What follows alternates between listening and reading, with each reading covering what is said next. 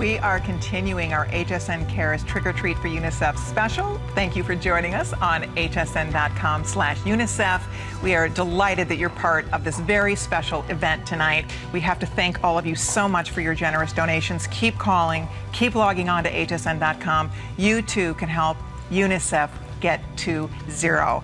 You can see right now, UNICEF, their workers, there are thousands and thousands of volunteers in action, changing lives. Literally, truly, we all say all the time we want to do something to make a difference. Well, guess what? UNICEF is making a difference, and our dollars are going to help them get that number to zero. We have had some very special people joining us here tonight. I'd love to reintroduce our HSN CEO, Mindy Grossman, who is passionate about giving back and is really proud and excited, I think, to include UNICEF as a global partner for us.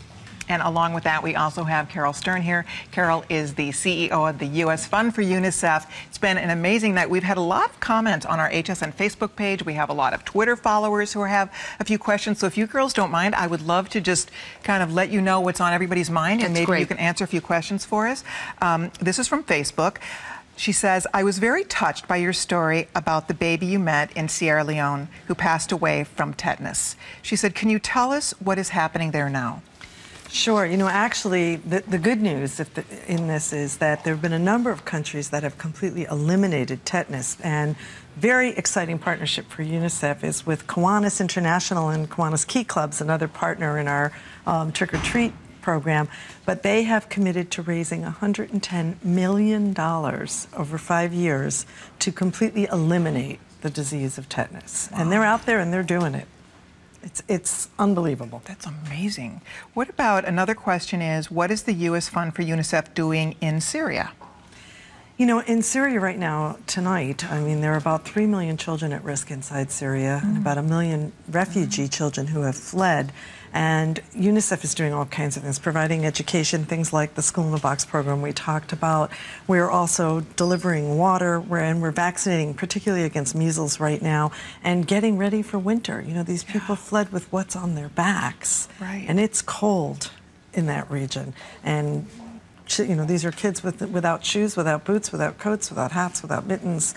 And so we're trying to get all of those supplies together and delivered to the kids who need them. Gosh, here's another comment. What is the most important takeaway that you want this group of HSN customers to have about the power that we all have to create impact in the world? Mindy, you start. So I think the important thing, and it goes back to, you know, out of the mouths of babes, like what my daughter said, was that a dollar makes a difference. But secondly, it's not, certainly donations are important, but it's also about being able to communicate to others what's happening in any way you can. And what I love to hear Caryl say, you know, if you paint, paint about it. If you write, write about it. If you sing, sing about it. Whatever your way of communicating is, and whatever is important to you, you know, UNICEF or whatever is to your heart, just make people aware of what's happening so they can help in that regard. And teach your children. You know, if we could raise a generation of children who know what's going on, who care about what's going on, and who understand that this is part of what they could be part of, we will go so far to changing the world. You know, I said earlier today in another conversation, you know, I asked a crowd of Mindy's team today, so fill in the blank. The world is made of, excuse me, the moon is made of cheese. Cheese. Everybody yelled out cheese. You know, we know, or we think we know, that the moon is not made of cheese, but when we were little children, someone told us that. And it stayed with us all these years, you know, 50+ years for me, and that's our answer. Well, imagine if we could get that kind of response out of adults when we say, and the needs of children are. And I can be part of that. So it's profound. It's so good. We have more for you. Another question is, many of us hear about the great work UNICEF does through celebrity supporters. How does celebrity impact the brand and UNICEF? How do you choose your celebrities, and how does it have an amplified effect? Well, you know, UNICEF was the first organization to ever use celebrity spokespeople. Really? Yeah, starting with Audrey Hepburn and Danny Kaye. Oh. And actually, you know, we're celebrating Danny Kaye's centennial year right now. You know, had he lived, it would be his centennial year. But We have a long tradition of that. We understand that celebrities have the power of the podium and that people hear their voices louder than they hear other ones. You know, I kid around that my kids wouldn't brush their teeth when I told them to, but when Elmo told them to, they did. So similarly as adults, when it's our role model, somebody we aspire to be or something, we hear that. We get celebrities coming to us, and the celebrities we work with, it's very real. You know, these are not people who are doing this for any purpose other than they believe in supporting UNICEF's ability to help the world's children. They're not paid, this is volunteer, and they prove themselves. We date before we get married. I love that. And they're in the field, on the floor, with the children, you know, on the same trips, and it's important to them. And when they do that, they're not a celebrity where we're going. These are not places where kids have seen movies or television or sporting events. So to them, this is just another adult on the team. Well, you were just on a trip with the NBA. We were just, yeah, just was on a trip with, with Kyrie Irving. Now, granted, when you're with the NBA, you kind of have a sense they're probably basketball players based on their height. You know, Dikembe was with us too. But, Kyrie, what an amazing young man. I mean, literally sitting on the ground, playing with kids, really understanding and getting what they need. I love that. On Twitter, we have Andrea who's asking, how do I get a trick-or-treat box? And I believe they can find out right by logging on to hsn.com/UNICEF, right? Yeah, absolutely. And we can send out the box. And we're also working with two of our sister companies, Chasing Fireflies and Grandin Road. And Chasing Fireflies, which does all children's costumes, is involved in this program, and Grandin Road, which does homes. And you can also order the boxes through either of them. Perfect. Love it. And here, another Twitter question.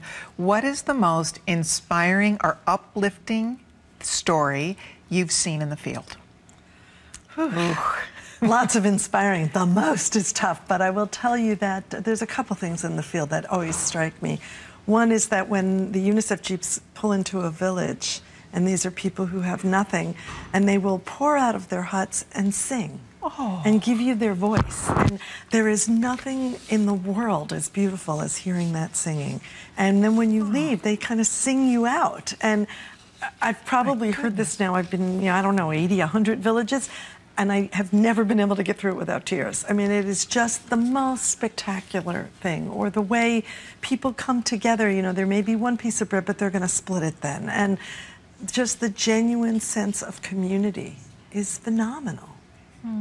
It's amazing, so moving. Can you speak a little bit? Somebody's asking, they want to know more about the I Believe in Zero proclamation and how you came up with that and what kind of an impact you think that's going to have.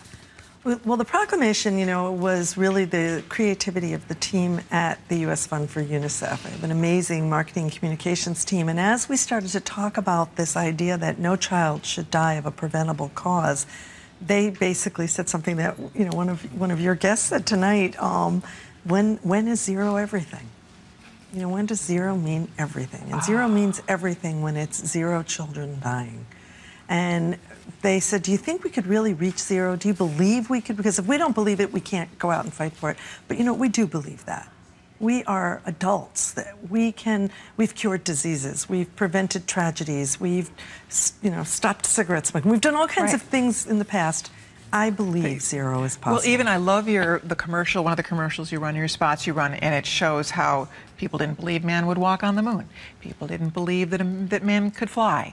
I mean, it is... Or that women should vote. Yes. Right. Exactly. And so no good idea happened until people believed it was possible. And then we have another one, another Twitter comment. They say, I believe in zero. Every time I hear that phrase, it has an effect on me.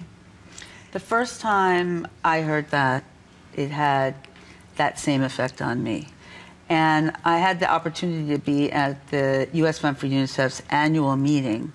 And as part of the meeting, a lot of partners and donors and people in the field each got up and told a story of what they were doing to create impact. And at the end of each story, each one of them stated their name and I believe in zero. And at the end, it was like an anthem. And it was just so powerful and resonant because you can believe it, especially after hearing the stories of what's being done, and who wouldn't want to support that? Absolutely. You know, just take a disease like polio and look at what it was versus what it is, you know, or tetanus in the United States, and in many other nations where it was a killer of children and it no longer is a vibrant one, at least, you know. And so you can believe that it's possible to make a world safe for children. Oh, I get goosebumps. People want to know more about your book. They want to know, you know, what. Tell us what inspired you. What really inspired you to write the book?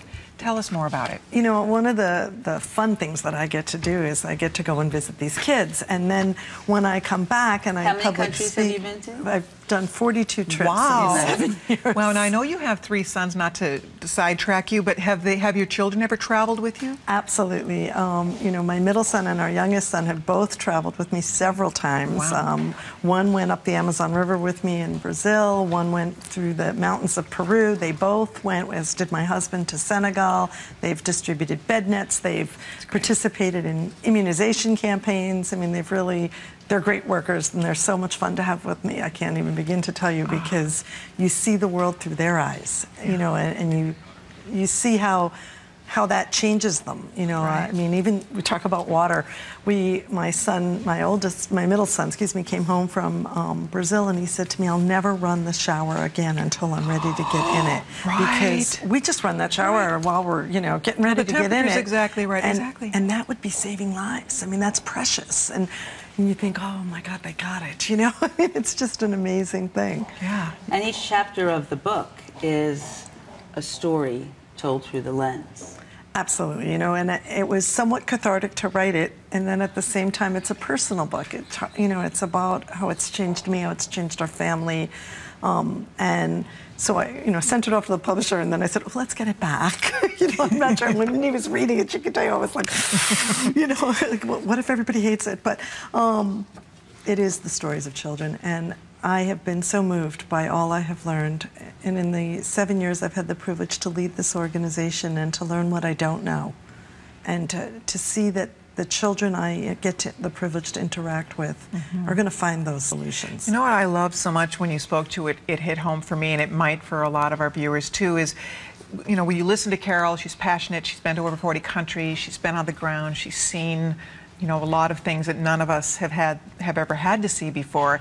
And I loved reading how you said you didn't know for sure how you were going to handle this. Before you took this job, you had not experienced this kind of devastation. You'd not been to third world country.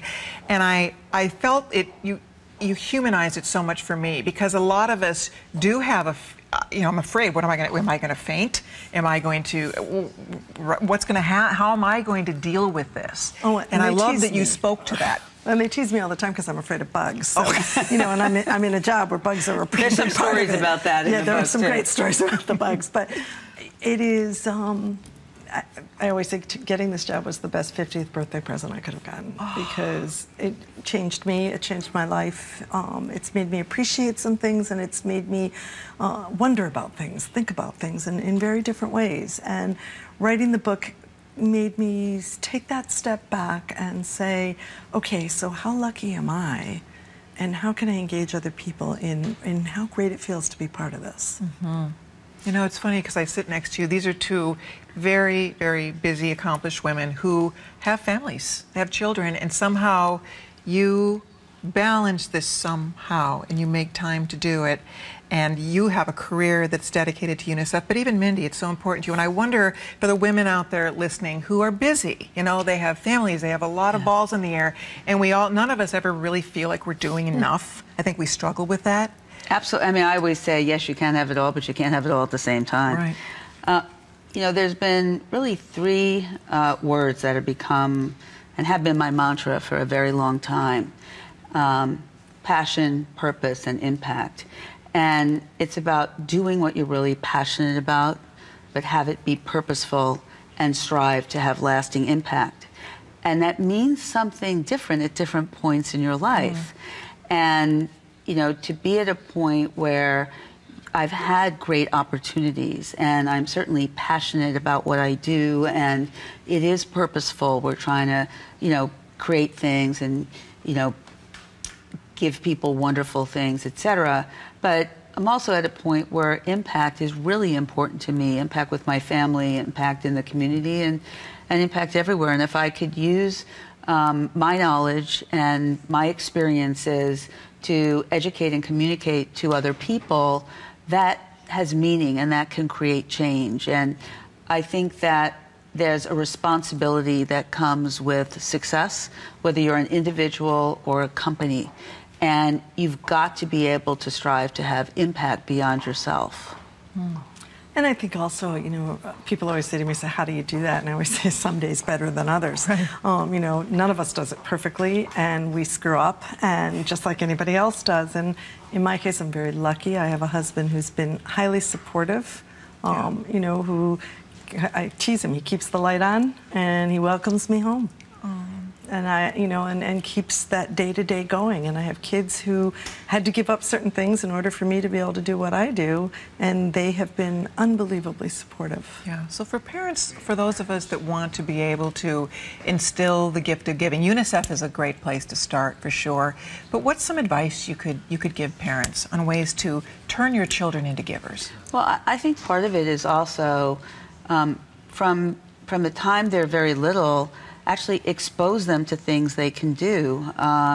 You know, we've been on the board of a school, and Lizzie would spend time at the school understanding that kids didn't always have the same school as her, or go in and help other children.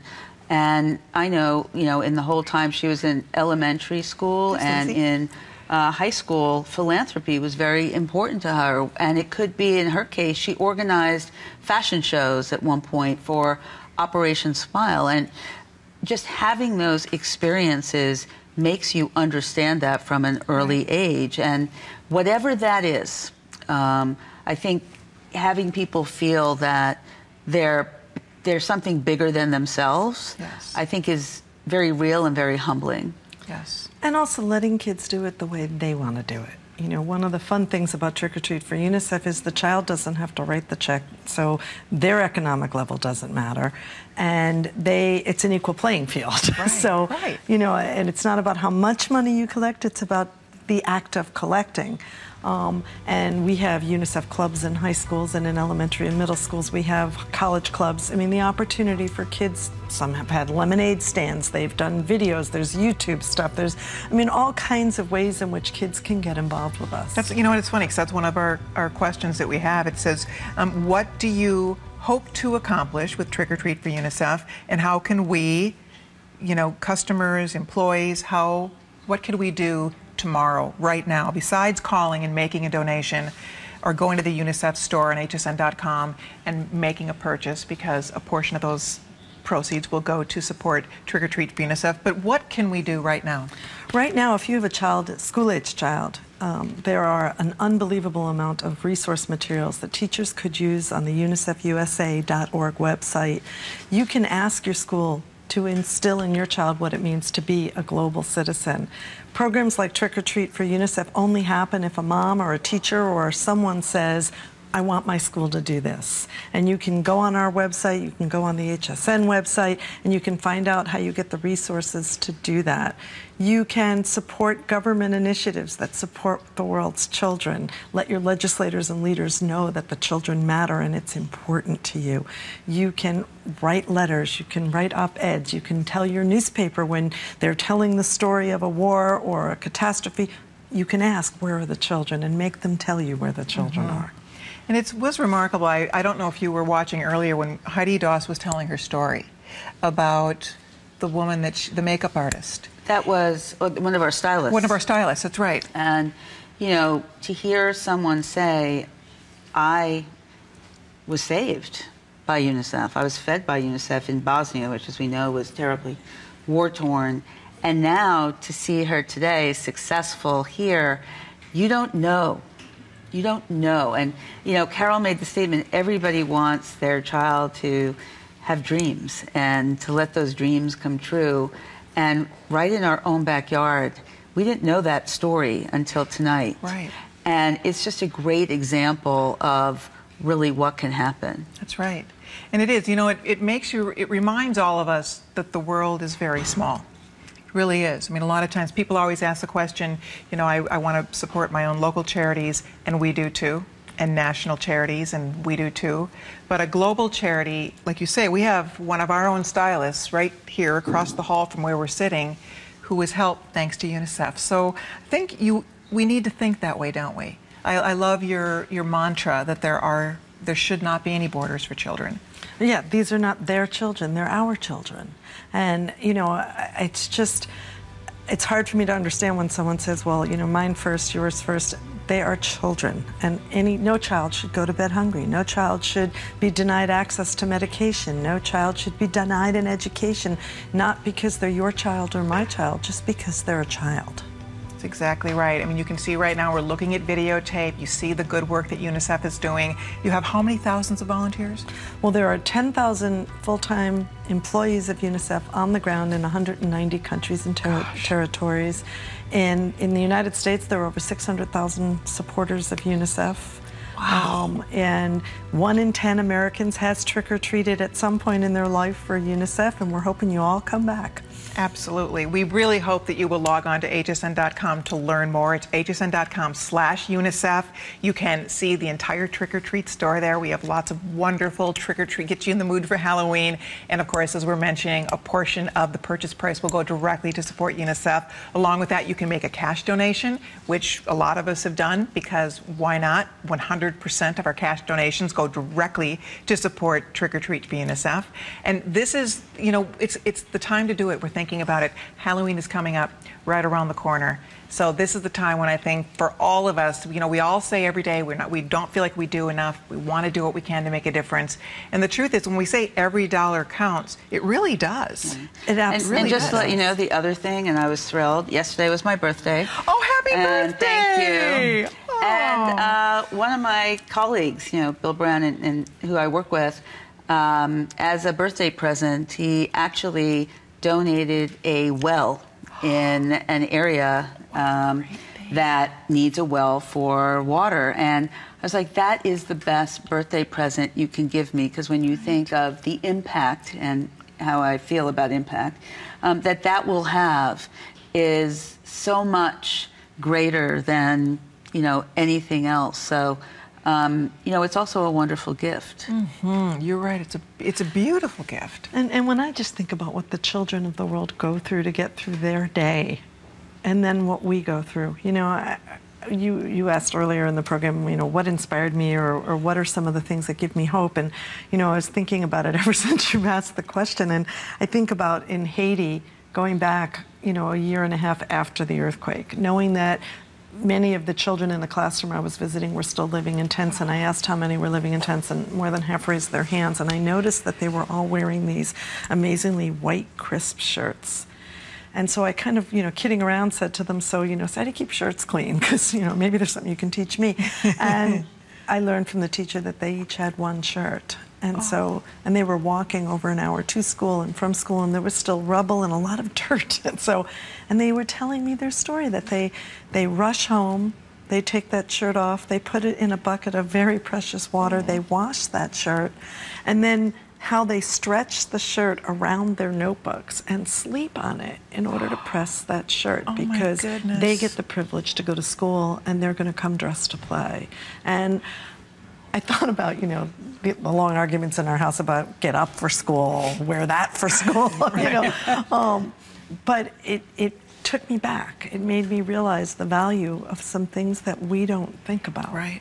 And you talked once about like children not that. even having desks, right? Like our children, it's back to school time. Our children. This high school in New Jersey did an experiment when they read about that, and they took the desks out. And they asked the kids to sit for one day without desks to try to learn. And the kids, by the end of the day, said, we can't pay attention, we can't learn, our backs hurt. And yet, children all over the world will never have a desk. Well, another example, and I think it may have been your son, because I had friends who did that too, that they had the students in the elementary school actually carry for an entire day the equivalent of a bucket of water, which is about 4 hours that they, you know, and imagine doing that. Right.